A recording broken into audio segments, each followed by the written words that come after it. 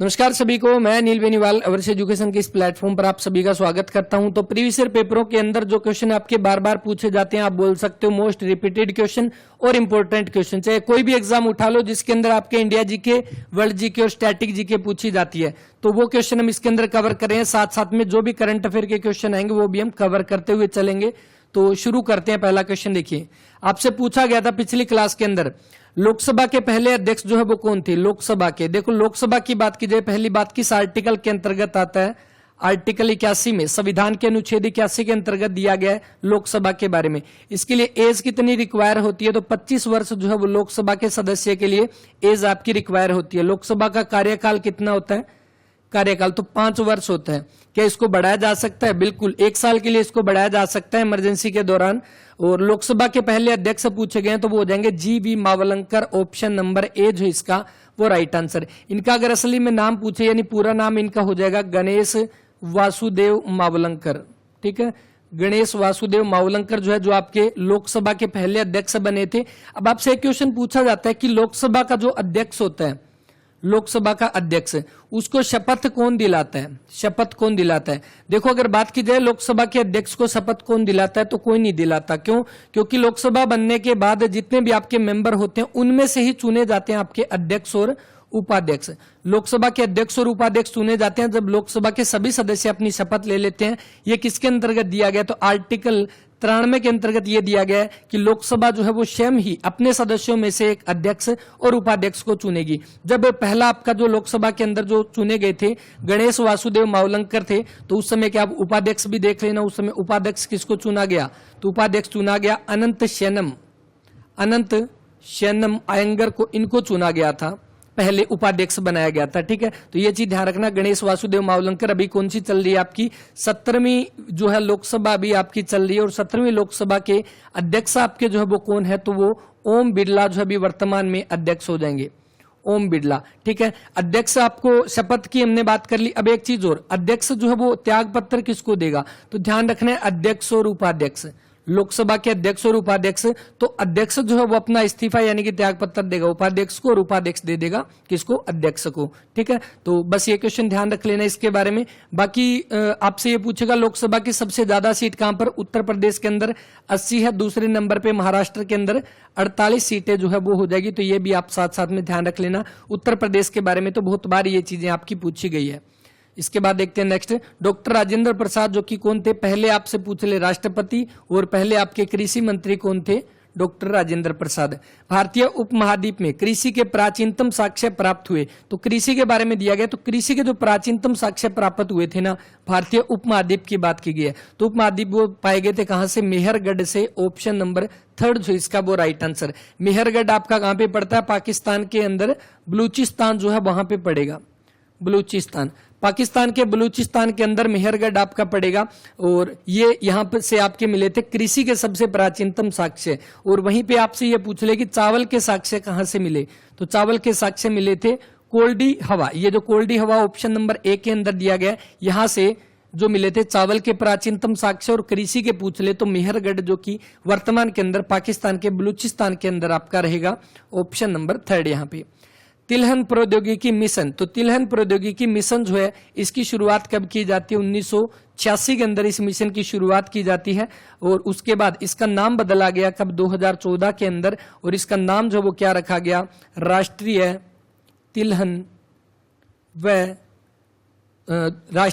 व oil palm mission. ठीक है, तो ये इसका नाम रखा गया कब? 2014 के अंदर। और इसका काम क्या है? तिलहन प्रौद्योगिकी मिशन, जिसका वर्तमान नाम राष्ट्रीय तिलहन व ऑयल पाम मिशन रखा गया, इसका काम है तिलहनों को बढ़ावा देना, तिलहन की जो फसल है उनको बढ़ावा देना, यानी दालों के लिए आपका जो हो जाएगा। और वहीं पे एक चीज और पूछी जाती है जिसको हम बोलते हैं कौन सी? पीली क्रांति या येलो रिवोल्यूशन जो पूछा जाता है, येलो रेवोल्यूशन। ठीक है, तो ये किससे जुड़ा हो जाएगा? तिलहन के उत्पादन से जुड़ा हुआ हो जाएगा, तिलहन से। ठीक है, जैसे ब्लैक आपका पेट्रोलियम के लिए, और श्वेत क्रांति व्हाइट रेवोल्यूशन आपका दूध उत्पादन के लिए, हरित क्रांति आपके गेहूं, इन सभी के लिए तो हो जाएगा। तो वहीं पे येलो रेवोल्यूशन आपका तिलहन से, ऑप्शन नंबर बी रहेगा इसका राइट आंसर, 1986 बनेगा।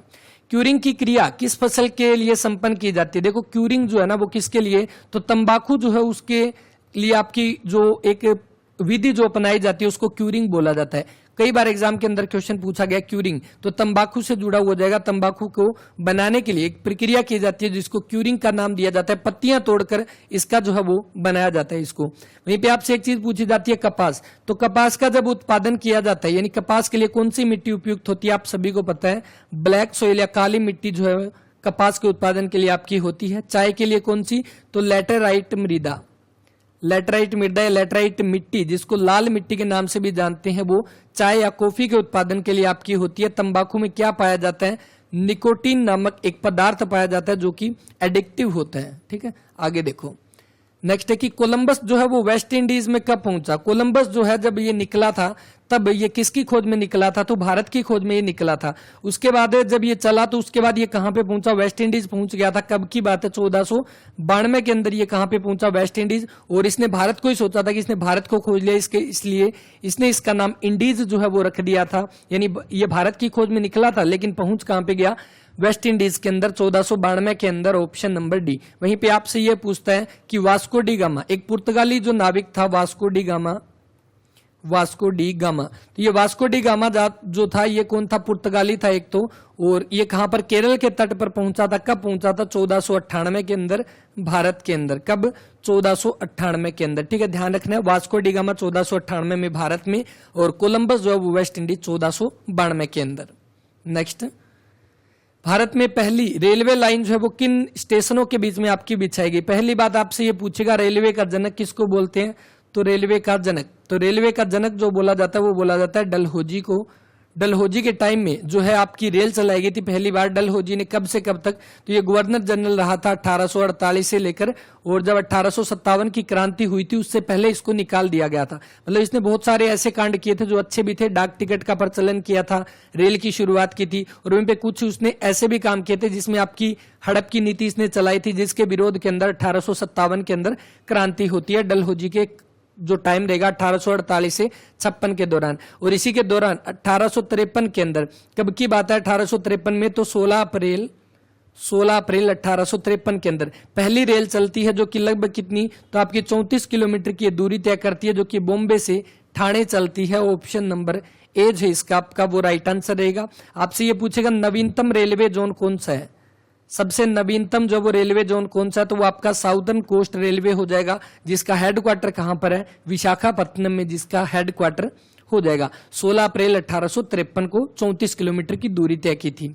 विश्व एड्स दिवस आपका कब मनाया जाता है, विश्व एड्स दिवस। देखो पहली बात एड्स के बारे में आपसे पूछते हैं, एड्स पहली बात किससे फैलता है, ये किससे फैलता है, तो ये एक वायरस से होता है, वायरस से फैलता है। क्या एड्स एक जेनेटिक डिजीज है, बिल्कुल नहीं, एड्स एक जेनेटिक डिजीज नहीं है, वायरस से फैलता है। दूसरी बात, एक टेस्ट होता है जिसको नाम दिया जाता है एलिसा टेस्ट। एग्जाम के अंदर कई बार पूछा गया एलिसा टेस्ट जो है, एलिसा टेस्ट किसके लिए होता है, तो एलिसा टेस्ट जो है वो एड्स को चेक करने के लिए आपका किया जाता है। ठीक है, तो ये भी इंपॉर्टेंट हो जाएगा। एड्स दिवस आपका कब मनाया जाता है, तो 1 दिसंबर को एड्स दिवस आपका मनाया जाता है। एड्स जागरूकता दिवस मनाया जाता है, जो कि कब से 1988 से इसकी शुरुआत की थी, और हरियाणा सरकार ने भी शायद इसके ऊपर 2500 रुपए का जो कर रखा है, शायद पेंशन देनी शुरू कर रखी है शायद, है ना, 2500 रुपए होगी, कमेंट करके बताना। देखो विश्व एड्स दिवस 1 दिसंबर को आपका मनाया जाता है हर साल, और वहीं पे 1 मई को आपका कौन सा मजदूर दिवस आपका मनाया जाता है, 1 मई को मजदूर दिवस यानी कि लेबर डे जो है वो आपका मनाया जाता है। 15 मार्च को कौन सा वर्ल्ड कंज्यूमर डे यानी कि विश्व उपभोक्ता दिवस आपका मनाया जाता है, वर्ल्ड कंज्यूमर डे। ठीक है, तो ये आपका कब 15 मार्च को आपका मनाया जाता है, और इसका बना 1 दिसंबर अपना राइट आंसर। नेक्स्ट देखो भारत जो है किस गोलार्ध के अंदर स्थित है, तो भारत आप सभी को पता है। पहली बात अगर पृथ्वी की बात देखें तो पृथ्वी किस शेप के अंदर है, तो पृथ्वी एक जियोइड शेप के अंदर है। ठीक है, जियोइड शेप के अंदर है। अब पृथ्वी को अगर हम इस तरह से बांट लें तो भारत यहाँ पे कहां पे पड़ेगा, तो भारत की लगभग स्थिति जो वो यहां पर पड़ती है। तो आप देखोगे पहली बात किस साइड में है, देखो ये इस साइड वाला जो आपका एरिया हो गया, ये तो हो गया कौन सा पूर्वी, और ये ऊपर वाला जो हो गया वो उत्तरी हो गया। मतलब भारत कहां पे, अगर आप देखोगे ऊपर की साइड उत्तर में है, और साइड की साइड पूर्व की साइड है। मतलब उत्तरी पूर्वी गोलार्ध के अंदर भारत की जो है वो स्थित रहेगा। ऑप्शन नंबर बी जो इसका वो राइट आंसर, भारत किस गोलार्ध में है, उत्तरी पूर्वी गोलार्ध के अंदर स्थित हो जाएगा। नेक्स्ट, केंद्र सरकार का संवैधानिक प्रमुख कौन होता है, तो केंद्र सरकार का जो संवैधानिक प्रमुख, आपसे एक चीज पूछी जाती है। पहली बात, भारत का प्रथम नागरिक कौन है, भारत का प्रथम नागरिक, तो भारत का प्रथम नागरिक जो है वो हो जाएगा राष्ट्रपति, ठीक है, राष्ट्रपति हो जाएगा भारत का प्रथम नागरिक।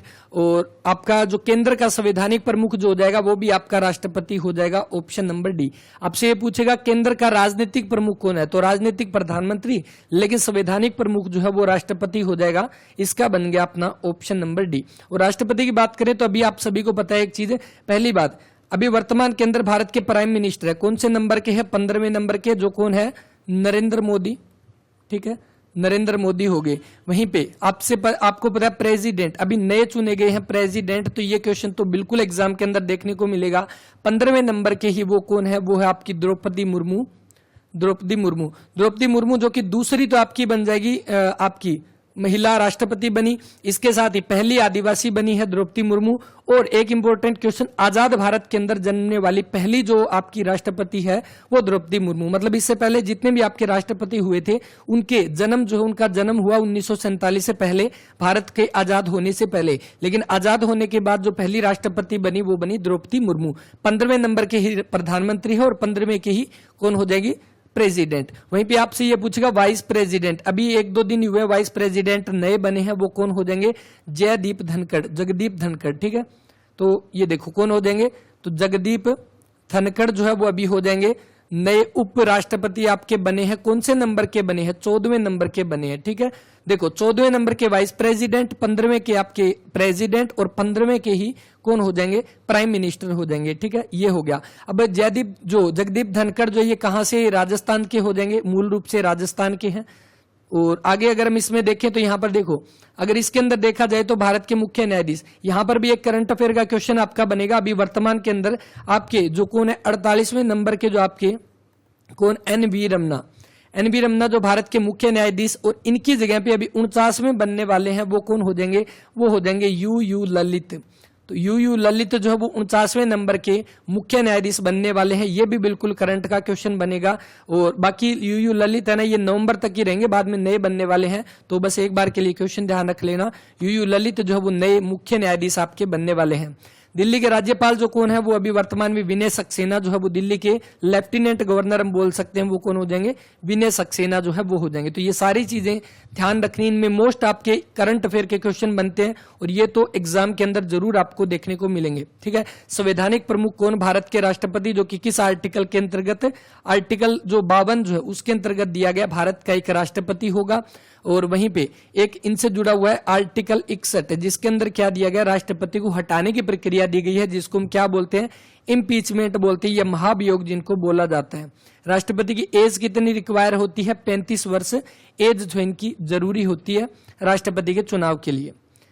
बक्सर का युद्ध जो है वो आपका कब लड़ा गया, तो बक्सर का युद्ध लड़ा गया था, पहली बात आपको पता है, जो प्लासी का युद्ध जो हुआ था वो हुआ था 1757 के अंदर, और उसके बाद आपका जो लड़ा गया वो था बक्सर का युद्ध, जो कि कब 7 साल के बाद 1764 के अंदर आपका बक्सर का युद्ध होता है।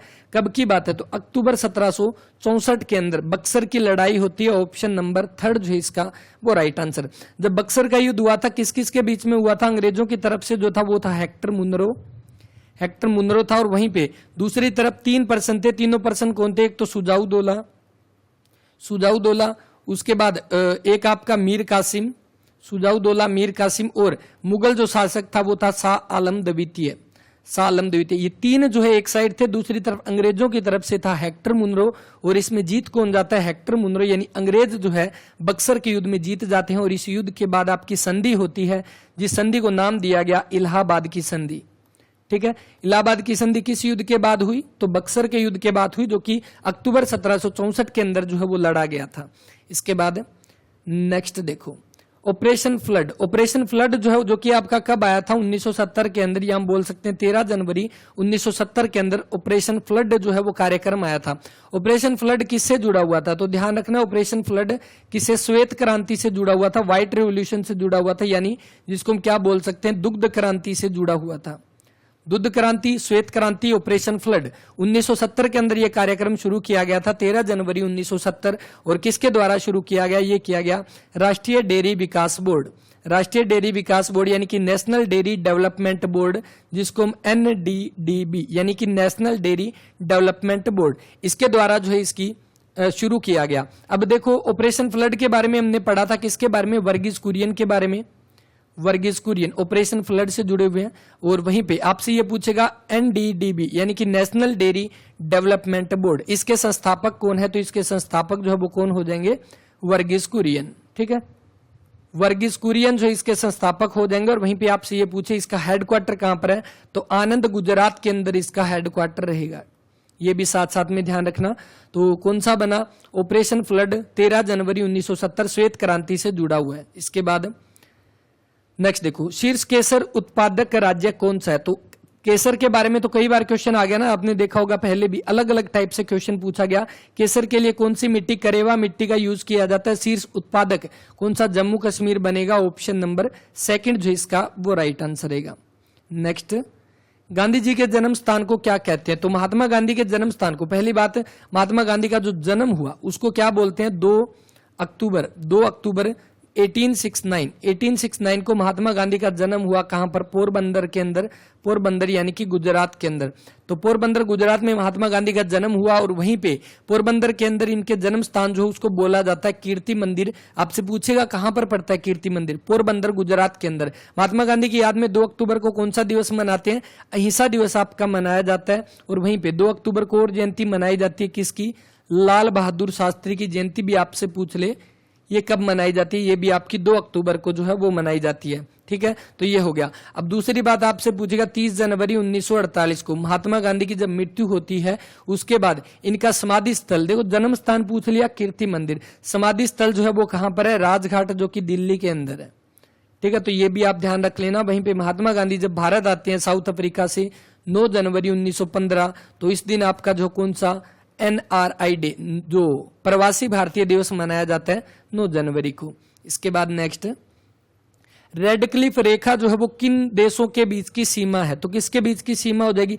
अगर हम देखें सबसे पहले एक चीज आपसे पूछी जाती है, पहली बात डूरंड लाइन। डूरंड लाइन, देखो डूरंड लाइन जब खींची गई थी, ये बात आपके 1893 के आसपास की 19वीं सदी की बात है। उस समय पे जो डूरंड लाइन खींची गई थी उस समय आप सभी को पता है भारत और पाकिस्तान तो एक ही था, तो अफगानिस्तान आपका अलग पड़ता था। मतलब कि अफगानिस्तान और आपके किसके बीच में? भारत के बीच में एक लाइन खींची गई जिसका जो नाम रखा गया वो डूरंड लाइन रखा गया। चलो आप क्वेश्चन का कमेंट करके बताना कि डूरंड लाइन तो हम पढ़ रहे हैं, डूरंड कप जो है वो किस खेल से संबंधित है? ये क्वेश्चन बताना, डूरंड कप जो है वो किस खेल से संबंधित है? देखो 1893 के अंदर अफगानिस्तान और भारत के बीच में एक लाइन खींची गई, लेकिन बाद में क्या 1947 के अंदर 15 अगस्त 1947 को जब भारत पाकिस्तान अलग हुए तो ये लाइन अभी भारत और पाकिस्तान के बीच में ना होकर अभी वर्तमान के अंदर किसके बीच में है? पाकिस्तान और अफगानिस्तान के बीच में ये आपकी लाइन रहेगी, पाकिस्तान और अफगानिस्तान के बीच में डूरंड लाइन। और आपसे ये पूछेगा रेड क्लिफ रेखा, तो जो सिरिल रेडक्लिफ दे, सिरिल रेडक्लिफ, तो ये सिरिल रेडक्लिफ जब भारत और पाकिस्तान को अलग किया जा रहा था उस समय जो अंग्रेज थे सिरिल रेडक्लिफ, इन्होंने सीमा का निर्धारण किया था किसके बीच में? भारत और पाकिस्तान के बीच में। तो जो रेखा जो बनाई गई उसका नाम रख दिया गया रेडक्लिफ रेखा, तो वो किसके बीच में हो जाएगी? भारत और पाकिस्तान के बीच में। अब जब 1947 को भारत जब अलग हुआ था पाकिस्तान से, वहीं पे आप सभी को पता है जब अगर हम भारत का एक रफली सा मैप बना लेते हैं, वो देखो मैप वैसे मेरे को बनाना तो नहीं आता लेकिन एक बार ऐसे बना लेते हैं इसको, ठीक है। तो इस तरह से जब हम मैप बना लेते हैं इस तरह से भारत का, तो आपको पता है यहां पर तो आपका पाकिस्तान हो गया, यहां पर आपका बांग्लादेश जो था, तो बांग्लादेश जो था ना जब 1947 के अंदर बांग्लादेश पाकिस्तान का हिस्सा था, क्योंकि पाकिस्तान जब बनाया गया तो ये इधर वाला जो मेन पाकिस्तान है इसको नाम दिया गया था पश्चिमी पाकिस्तान, और ये जो इस साइड वाला जो आज का वर्तमान का जो बांग्लादेश है इसका नाम रखा गया था पूर्वी पाकिस्तान, ठीक है। तो जब जो लाइन जब बनाई गई किसके बीच में? तो भारत और पाकिस्तान के बीच में, मतलब ये भी तो पाकिस्तान का हिस्सा था, तो जो रेड क्लिफ रेखा जो है वो भारत और पाकिस्तान के बीच में भी और भारत और बांग्लादेश की जो बाउंड्री तय की गई उसका नाम भी रेड क्लिफ रेखा जो है वो रखा गया। तो ये भी आप साथ साथ में ध्यान रख सकते हैं। बांग्लादेश पहले पूर्वी पाकिस्तान था, लेकिन 1971 के अंदर भारत के सहयोग से बांग्लादेश को एक अलग जो वो देश बनाया गया और पाकिस्तान से अलग कर दिया गया। कब? 1971 के अंदर। तो ये ध्यान रखना आप, भारत और पाकिस्तान के बीच में रेड क्लिफ, वैसे बांग्लादेश और भारत के बीच में भी है, लेकिन अभी शायद इसका नाम बदल दिया गया, लेकिन मेन जो लाइन रहेगी वो भारत और पाकिस्तान के बीच में इसको ड्रॉ किया गया था। भारत और नेपाल के बीच में लाइन है, बिल्कुल नहीं, यहाँ पे तो ओपन जा सकते हैं, कोई दिक्कत नहीं, यहाँ पर वीजे की भी जरूरत नहीं पड़ती। नेक्स्ट, भारत का सुपर कंप्यूटर परम, तो परम जो है वो कंप्यूटर भारत का सुपर कंप्यूटर जो बनाया गया किसके द्वारा बनाया गया, सीडैक कंपनी के द्वारा बनाया गया। और कहां पे, पुणे की ये कंपनी है, तो पुणे के अंदर भारत का सुपर कंप्यूटर जो कि परम जो है उसको बनाया गया सीडैक कंपनी के द्वारा। बेंगलोर जो इसको क्या बोलते हैं, सिलिकॉन वैली बोलते हैं, ठीक है, सिलिकॉन वैली जो बोला जाता है बेंगलुरु को बोला जाता है। नेक्स्ट जो क्वेश्चन है, सेवारोय पहाड़ियां जो है वो कहां पर स्थित है, तो सेवारोय पहाड़ियां जो है वो कहां पर है, पहली बात पूर्वी घाट के ऊपर ये स्थित है, पूर्वी घाट में स्थित है, यानी पूर्वी घाट का ये एक भाग रहेगा आपका सेवारोय पहाड़ी। और कहां पर, मतलब कि तमिलनाडु के अंदर हो जाएगा। ऑप्शन नंबर 3 जो है इसका वो राइट आंसर। केरल को क्या बोलते हैं, मसालों का शहर बोलते हैं, ठीक है। मध्य प्रदेश को टाइगर स्टेट आपका बोला जाता है, ठीक है, टाइगर स्टेट बोला जाता है किसको, मध्य प्रदेश को। नेक्स्ट, लाला लाजपत राय को किस नाम से जाना जाता है, तो लाला लाजपत राय को पहली बात एक तो पंजाब केसरी के नाम से भी जाना जाता है, पंजाब केसरी के नाम से, मतलब इनको शेरे पंजाब के भी नाम से इनको जाना जाता है। ऑप्शन नंबर 2 जो है इसका वो राइट आंसर रहेगा। तो लाला लाजपत राय की बात की जाए तो इनकी कर्म भूमि आप सभी को पता है, कर्म भूमि कौन सी है, तो हिसार इनकी कर्म भूमि हो जाएगी। कौन सी कर्म भूमि, हिसार। और उसके साथ ही एक चीज और, जो साइमन कमीशन जो आया था, साइमन कमीशन जो आया था, साइमन कमीशन का विरोध किया गया था, आप सभी को पता है, साइमन कमीशन 1928 के अंदर। तो इसके अंदर क्योंकि 7 सदस्य थे और सातों के सातों अंग्रेज थे साइमन कमीशन के अंदर, इसीलिए भारतीयों ने इसका विरोध किया था। और इसी के विरोध प्रदर्शन के अंदर जो अंग्रेजों ने जो लाठीचार्ज किया था, उस लाठीचार्ज के अंदर लाला लाजपत राय यहां पर घायल हो जाते हैं और उसके बाद इनकी मृत्यु हो जाती है 17 नवंबर 1928 के अंदर। लाला लाजपत राय की लाहौर के अंदर मृत्यु हो जाती है। तो आपसे पूछेगा लाला लाजपत राय की मृत्यु कब, 17 नवंबर 1928 साइमन कमीशन के विरोध के अंदर जो लाठीचार्ज हुआ उसके अंदर इनकी मृत्यु होती है। एक पुस्तक लिखी गई लाला लाजपत राय के द्वारा, जो पुस्तक आप ध्यान रख सकते हैं, अनहैप्पी इंडिया। याद रख लेना, याद रखने के लिए, जैसे इनकी मतलब साइमन कमीशन के विरोध में मृत्यु हुई तो उस चक्कर में पूरा इंडिया जो है वो आपका अनहैप्पी हो गया, मतलब अनहैप्पी इंडिया जो है पुस्तक रहेगी किसकी, शेरे पंजाब लाला लाजपत राय पंजाब केसरी की। नेक्स्ट, भारत में जूट का सर्वाधिक आपका क्षेत्रफल है, तो जूट का जो सर्वाधिक उत्पादन आपसे पूछ ले, पहली बात आपसे ये पूछेगा दुनिया के अंदर सबसे ज्यादा जूट का उत्पादन कहां पर होता है, अपने भारत के अंदर ही सबसे ज्यादा जूट का जो है वो उत्पादन होता है सर्वाधिक। उसके बाद भारत में पूछ ले तो लगभग 70% से भी ज्यादा जो उत्पादन अकेले पश्चिम बंगाल के अंदर किया जाता है। और दूसरे नंबर पे आपसे पूछ ले, दूसरे नंबर पे बिहार आ जाएगा, तीसरे नंबर पर असम आ जाएगा, ठीक है। 3 ऑप्शन है, पहले नंबर पर पश्चिम बंगाल, दूसरे पर आपका कौन सा, आपका बिहार हो गया, और तीसरे पर असम जो है वो हो जाएगा जूट के उत्पादन के अंदर। और भारत जो है वो सर्वाधिक उत्पादन करता ही है। मक्के की खेती जब की जा सकती है, मक्के यानी कि हम जिसको क्या बोलते हैं, जो मक्के हम खाते हैं और जो स्वीट कॉर्न जो होते हैं, तो मक्के की खेती जब कब की जाती है, वैसे तो मक्के की बात की जाए तो ये एक तरह की खरीफ की फसल है, मेनली अगर देखा जाए तो खरीफ की फसल है। लेकिन जहां पर सिंचाई के साधन अच्छे होते हैं वहां पर ये रबी की फसल में भी और खरीफ की फसल में भी, दोनों में ये फसल आपकी की जाती है। मतलब अगर हम कह सकते हैं कि वर्ष भर, यानी कि आप वर्ष भर ये फसल आपकी की जा सकती है। अगर मेनली पूछी जाए तो खरीफ की, अगर वर्ष भर दे रखा है तो इसको करेंगे, अगर वर्ष भर नहीं दे रखा तब हम खरीफ की फसल इसको बोल सकते हैं, ठीक है। तो मक्के की खेती खरीफ की फसल, लेकिन जहां पर अच्छे संसाधन हो वहां पर ये पूरे साल बोई जा सकती है। कौशल जो एक फसल की उन्नत प्रजाति है, तो कौशल एक प्रजाति है, किसकी प्रजाति हो जाएगी कौशल, तो वो हो जाएगी मूंगफली की। ऑप्शन नंबर 3 जो इसका वो राइट आंसर। मूंगफली कौन सी फसल है, खरीफ की फसल हो जाएगी, ठीक है।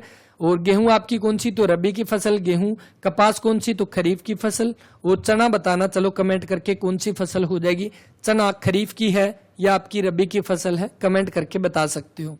नेक्स्ट, आम जो है वो किस देश का मूलज है। आम की अगर बात की जाए तो पहली बात, आम जो है वो भारत का राष्ट्रीय फल है, भारत का राष्ट्रीय फल आपसे पूछ ले, राष्ट्रीय फल कौन सा, आम हो जाएगा। इसकी अच्छी सुगंध और मिठास के कारण इसको भारत का राष्ट्रीय फल जो है वो घोषित किया गया। और आम को जो है वो उत्पत्ति स्थान आपसे पूछ ले मूलज, वैसे ये मूलतः अगर हम कह सकते हैं ईस्टर्न पार्ट जो है अपने इंडिया का, और साथ ही ईस्टर्न पार्ट के पास कौन सा लगता है। अगर हम मैप अगर बना लेते हैं, मैप तो सीखना ही पड़ेगा, इस अकॉर्डिंग देखो मैप अगर बना लेते हैं तो इस अकॉर्डिंग आपका ईस्टर्न साइड जो है ना, ईस्टर्न साइड इस साइड, तो यहां पर आपका जो है आम की उत्पत्ति हुई है। यानी ईस्टर्न साइड आपका कौन सा, जो आपका हो गया अरुणाचल प्रदेश और नागालैंड, इस साइड जो है यहां पर आपकी आम की उत्पत्ति। और इसके साथ जो आपका लगता है म्यांमार, म्यांमार आपका पता है इसी साइड पड़ता है, आपके भारत के पूर्वी साइड में। म्यांमार का पुराना नाम क्या था? बर्मा था। मतलब कि हम ये बोल सकते हैं पूर्वी साइड और जो बर्मा का जो एरिया है वहां पर आम का उत्पत्ति स्थान है, इसीलिए क्या बोल सकते हैं? इंडो मतलब कि इंडिया, और बर्मन यानी कि बर्मा की साइड। इंडो बर्मन का जो है आपका मूलज हो जाएगा आम, जो कि भारत का आपका राष्ट्रीय फल जो है वो हो जाएगा। 1932 में अखिल भारतीय हरिजन संघ के संस्थापक कौन थे? देखो 1932 के अंदर अखिल भारतीय हरिजन संघ जो उसकी स्थापना की जाती है, और इसको और क्या बोल सकते हैं? हरिजन सेवक संघ। तो हरिजन सेवक संघ जो इसकी स्थापना किसके द्वारा? महात्मा गांधी के द्वारा इसकी स्थापना की जाती है। ध्यान रखना, जो आपके हरिजन यानी कि जो बैकवर्ड जो उनके लिए कदम भी उठाए थे बाबा साहब अंबेडकर के द्वारा उठाए गए, लेकिन अखिल भारतीय हरिजन संघ जो है उसकी स्थापना 1932 के अंदर किसके द्वारा? महात्मा गांधी के द्वारा इसकी की गई। और इसी के अगले ही साल एग्जाम के अंदर बहुत बार क्वेश्चन पूछा गया, कौन सा? हरिजन नामक पत्रिका का प्रकाशन किसने किया? हरिजन पत्रिका। तो हरिजन पत्रिका जो है ये भी किसकी है? महात्मा गांधी की जो पत्रिका हो जाएगी हरिजन पत्रिका। ध्यान रखना है, बाबा साहब अंबेडकर नहीं करके आना, महात्मा गांधी के द्वारा ही अखिल भारतीय हरिजन संघ की स्थापना की गई। और 1933 अगले ही साल हरिजन पत्रिका का प्रकाशन जो है वो भी किसके द्वारा?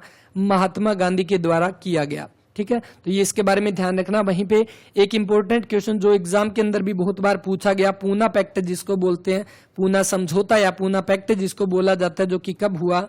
24 सितंबर 1932 के अंदर। किसके बीच में हुआ? महात्मा गांधी के बीच में, MK गांधी, और किसके बीच में? बाबा साहब अंबेडकर के बीच में। ये जो है अंबेडकर के बीच में पूना पैक्ट, पूना समझौता जो हुआ था, कब की बात है? जब महात्मा गांधी जेल में थे। कौन सी? यरवदा जेल के अंदर ये समझौता हुआ था। ठीक है, तो ये ध्यान रख लेना। पहली बात तो 1932 के अंदर ही आपका अखिल भारतीय हरिजन संघ की स्थापना की गई, हरिजन सेवक संघ की स्थापना की गई। 1932 के अंदर ही सितंबर 1932 में पूना पैक्ट हुआ था महात्मा गांधी और बाबा साहब अंबेडकर के बीच में, और महात्मा गांधी के द्वारा अगले साल 1932 के अंदर हरिजन पत्रिका जो है उसका प्रकाशन किया गया। महात्मा गांधी को राष्ट्रपिता किसने बोला था? सबसे पहले सुभाष चंद्र बोस के द्वारा बोला गया था। नेक्स्ट, सरिस्का नेशनल पार्क जो है वो कहां पर है? तो सरिस्का नेशनल पार्क अगर देखा जाए तो ये आपका पहली बात तो राजस्थान के अंदर होगा। ठीक है, राजस्थान के अंदर ये आपसे पूछ ले तो कहां पर? अलवर के अंदर। तो राजस्थान के अलवर के अंदर, हरियाणा के साउथ के अंदर ये पड़ेगा, तो अलवर के अंदर सरिस्का नेशनल पार्क हो जाएगा। और इसके साथ ही राजस्थान के अंदर और आपका कौन सा है? केवला देव राजस्थान के अंदर है। वहीं पे रणथंभौर आपसे पूछ सकता है, वो भी कहां पर है? रणथंभौर, तो वो भी आपका राजस्थान के अंदर हो जाएगा। ठीक है, सरिस्का एग्जाम के अंदर 2-3 बार पहले पूछा गया, केवलादेव, रणथंभौर भी है। मध्य प्रदेश को आपको पता है कौन सा? टाइगर स्टेट बोलते हैं, और यहां पर आपका कौन सा हो जाएगा? Kanha national park. इसके अलावा बांधवगढ़ हो गया, पन्ना, पेंच। ठीक है, ये कहां पर है? पन्ना, पेंच, कान्हा, बांधवगढ़, ये नेशनल पार्क जो है वो मध्य प्रदेश के अंदर हो जाएंगे। सबसे नवीनतम नेशनल पार्क जो बनाया गया वो असम के अंदर है, जिसको कौन सा हो जाएगा? Dehing Patkai national park. Dehing Patkai national park सबसे नवीनतम जो है वो कहां पे? असम के अंदर जो है वो हो जाएगा। नेक्स्ट देखो, निम्न में से किस स्थान से समुद्रगुप्त काल के स्वर्ण के सिक्के प्राप्त हुए थे? तो इसका आपका राइट आंसर कहां से? हरियाणा के जगाधरी शुद्ध से आपके प्राप्त हुए थे, और इसका बना ऑप्शन नंबर ए जो वो राइट आंसर। समुद्रगुप्त काल के सिक्के जगाधरी से प्राप्त हुए थे, ऑप्शन नंबर ए। टोपरा से आपका कौन सा? विग्रहराज चतुर्थ का जो है वो आपका अभिलेख कहां से? टोपरा से। और टोपरा अभिलेख कहां पे? अंबाला के टोपरा के अंदर स्थित है, जिसको कौन ले गया था? अशोक का टोपरा है ये। किसका? अशोक के द्वारा बनाया गया इसको। और आपका कौन? जो फिरोज शाह तुगलक जो है वो कहां पर? दिल्ली में इसको ले गया था। असीगढ़ का किला कहां पर? हांसी के अंदर, जिसको तलवारों का किला भी आपका बोला जाता है। नेक्स्ट देखो, मेघदूतम किसके द्वारा लिखा गया? तो मेघदूतम जो है ये किसकी रचना है? कमेंट करके बताना, ये क्वेश्चन आपके लिए रहेगा। और मेघदूतम किसके द्वारा? देखो, कालिदास के द्वारा, तुलसीदास के द्वारा, सूरदास के द्वारा, वाल्मीकि के द्वारा। तुलसीदास के द्वारा आपकी कौन सी लिखी गई थी? रामचरितमानस जो है वो लिखी गई थी। रामचरितमानस किसके द्वारा? तुलसीदास की रचना जो है वो हो जाएगी। ठीक है, बाकी इस क्वेश्चन का कमेंट करके बता देना क्वेश्चन का आंसर क्या रहेगा। आपसे 2-3 क्वेश्चन पूछे हैं, अगर मन हो तो टाइप करके लिख देना, वरना ये क्वेश्चन तो हम नेक्स्ट क्लास के अंदर भी कर लेंगे। तो इस वीडियो के अंदर इतनी क्वेश्चन करेंगे। उम्मीद करता हूं सारे क्वेश्चन आपको समझ आए होंगे। किसी तरह का कोई डाउट हो आप कमेंट कर सकते हैं। सारे के सारे क्वेश्चन हर एक एग्जाम के पॉइंट ऑफ व्यू से आपके काफी इंपॉर्टेंट है, चाहे वो आप ग्रुप डी का एग्जाम उठा लो, चाहे वो आपको HCS लेवल का एग्जाम उठा लो, हर एक एग्जाम के अंदर आपको यहाँ से क्वेश्चन देखने को मिलेंगे, क्योंकि ये वो क्वेश्चन है जो बार बार एग्जाम के अंदर पूछे जाते हैं। पीछे की जितनी भी क्लासेस हो चुकी है सारी की सारी प्लेलिस्ट आपको मिल जाएगी। प्लेलिस्ट के सेक्शन में जाकर आप वहां पर देखोगे सीक्वेंस के अंदर कंप्लीट ये आपकी, मैं बोल रहा हूं लगभग आपके ये क्वेश्चन तो ये आपके 1000 से 1200 के आसपास थे, लेकिन इन क्लास के अंदर हमने 10,000 प्लस क्वेश्चन हम कवर कर रहे हैं। 2-3 क्लास और बची है शायद, उसके बाद ये क्लासेज आपकी कंप्लीट हो जाएगी, तो इनको अच्छे से कवर कर लेना। साथ साथ में करंट अफेयर के भी इंपॉर्टेंट क्वेश्चन है वो भी देख लेना। तो इस वीडियो के अंदर इतना ही। क्लास के बारे में अपना वैल्यूएबल रिस्पॉन्स जरूर दें। जल्दी हरियाणा जीके की एक मैराथन क्लास आएगी जिसके अंदर प्रीवियस ईयर क्वेश्चन जो पूछे गए थे HSSC के द्वारा बिल्कुल डिटेल के साथ कवर करेंगे, वो भी बहुत जल्दी आने वाली है। मैथ की जो क्लास आपकी आ चुकी है, ठीक है, मैथ की क्लास आ चुकी है जो आप देख सकते हैं, आपको मिलेगी, जिसके अंदर 16 घंटे के अंदर कंप्लीट आपके HSSC के जो लगभग 1000 क्वेश्चन आपके जो पूछे गए थे वो सारे हमने उसके अंदर कवर किए हैं। और PDF के लिए आप टेलीग्राम चैनल आप ज्वाइन कर सकते हैं, ठीक है, टेलीग्राम चैनल जिसका लिंक डिस्क्रिप्शन के अंदर रहेगा। एप्लीकेशन आप डाउनलोड करें अपनी एप्लीकेशन, जिसका लिंक भी डिस्क्रिप्शन में है, या प्ले स्टोर पर जाकर अवर्स एजुकेशन के नाम से आप सर्च कर सकते हैं। वहां पर CET के अकॉर्डिंग मॉक टेस्ट आपको दिए गए, तो आप जाकर जरूर प्रैक्टिस करें, क्योंकि मॉक टेस्ट लगाओगे तो वो आपके हर एक एग्जाम के लिए इंपॉर्टेंट होते हैं। CET में भी अच्छा स्कोर लेने के लिए एक अच्छा मेथड आपका जो होगा वो होगा मॉक टेस्ट। प्रैक्टिस जरूर करो। तो मिलते हैं नेक्स्ट वीडियो में, धन्यवाद।